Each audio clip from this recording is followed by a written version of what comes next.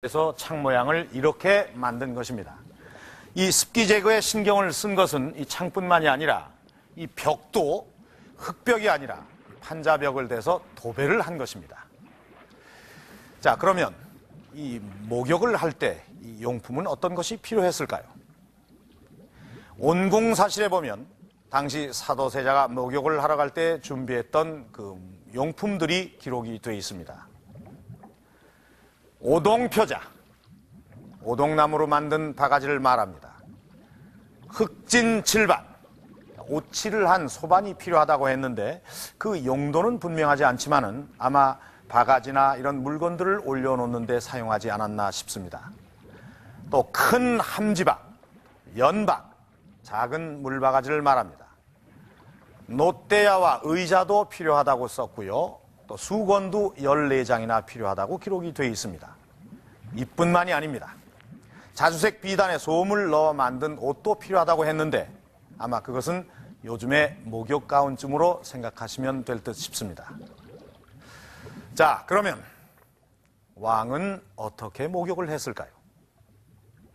구한말까지 궁중생활을 했던 상궁들로부터 궁중생활에 대한 내용을 체록했던 김용숙 선생의 이야기입니다. 물을 기르다가 함지박 속에다 이제 왕이 들어가시고 그것을 측근들이 닦아드리는 그런 방식이거든요. 그래서 직접 손을 대고 그 몸에다가 옥체에다 손을 대는 사람은 봉법인이라고 해서 왕의 유모요. 길러낸 사람 유모하고 그 다음에 차석이 되는 시녀상궁 중에서 노상궁이랍니다. 그 사람들이 엄마 같은 심정에서 이제 그렇게 닦아드리는데 대강은 아주 홀딱 벚꽃을 안 되는가 이런 건 없이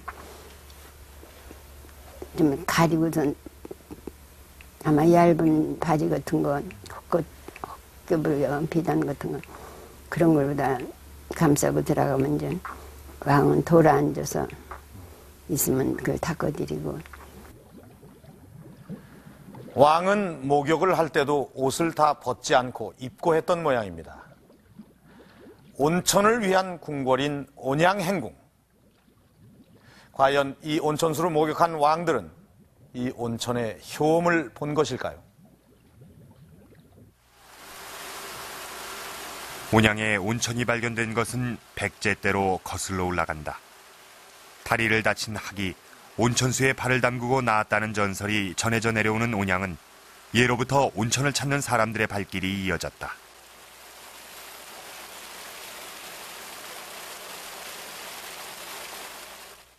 의술이 발달이 안 되고 병원이 없고 약국이 없어서 전부 여기 와서 이제 치료받느냐고 인산인해를 이뤄서 그래서 온양온천 전달이 모인다고 이런 소리까지 났었던 거예요.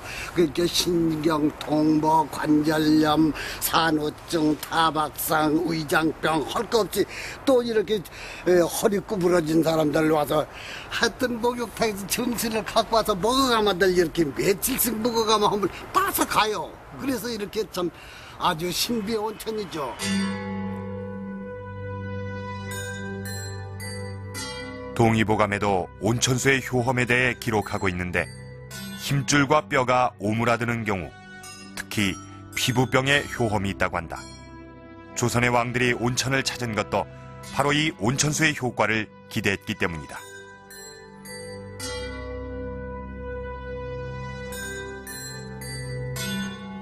그런데 왜 하필이면 조선의 왕들은 온양온천을 택한 것일까? 자, 여기 서울이 있고요. 그 백리권 안에 이천, 경기도 이천에도 이제 온천이 있었습니다. 여기에도 이제 왕이 행차한 기록이 있고요. 그 다음에 조금 올라갑니다만 서울 북쪽에 황해도 쪽에 평산이라는 데가 있습니다. 그 평산이라는 지역에도 온천이 있었고 현종실록엔 그 이유를 수온과 지리적인 여건으로 적고 있지만 여기엔 의학적인 판단이 작용했다.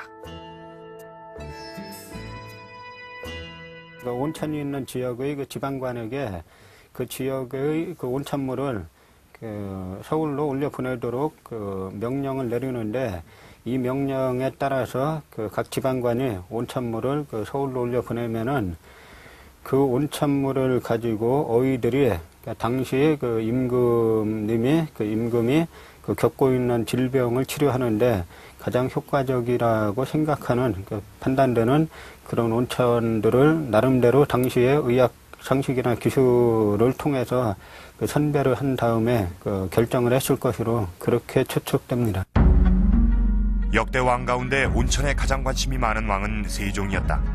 고기를 좋아해 어진의 모습과는 달리 살이 쪘던 것으로 알려진 세종은 안질, 두통, 요통, 해소 등 갖가지 질병으로 고통을 받았다. 학자들은 이 모든 병의 근원을 당뇨병으로 진단하고 있다.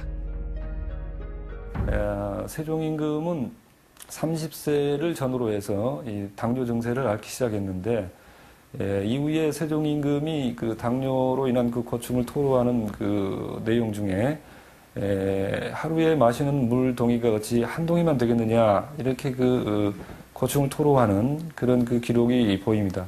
이로 보건대 그 당뇨 증세가 상당히 심했었고 이 당뇨 증세가 악화됨으로써 여러 가지 합병 증세가 나타났는데 그 중에 그 안질이 35세부터 가장 세종 임금을 그 괴롭혔던 그런 그 질병이 아니었느냐 이렇게 생각이 됩니다. 세 차례나 온양행궁에 가서 온천욕을 했던 세종은 안질에 차도가 있어 마지막으로 온양에 다녀오던 이듬해 훈민정음을 완성할 수 있었다고 한다. 그러나 재발이 잦아지자 서울로 온천을 옮겨온다 해도 다시는 온천욕을 하지 않겠다고 한다. 당뇨병을 앓았던 세종에게 온천욕 자체가 근본적인 치료는 되지 못했기 때문이다. 이 온천욕이 역대 임금들에게 있어서는 그 질병 치료의 근본적인 그런 그 방법이라고는 볼 수가 없고 일시적인 한정적인 효과를 보였다라고 생각이 됩니다. 그 한정적인 효과는 온천수 자체의 효과도 있겠지만은 그 정물을 그 중지를 하고 휴식을 취하면서 잘 조리했었기 때문에 그런 그 효과가 일시적이나마 있었던 것이 아니냐 이런 생각이 듭니다. 조선왕조실록에 보면 당시 세간에는 이 목욕에 관해서 전해지는 말이 있는데요. 하루를 목욕하면 3일을 휴식하는 것과 같고 이틀을 목욕하면 엿새를 휴식하는 것과 같다는 것입니다. 당시 사람들도 목욕이 휴식에 더할 수 없이 좋다는 것을 이미 잘 알고 있었던 것입니다.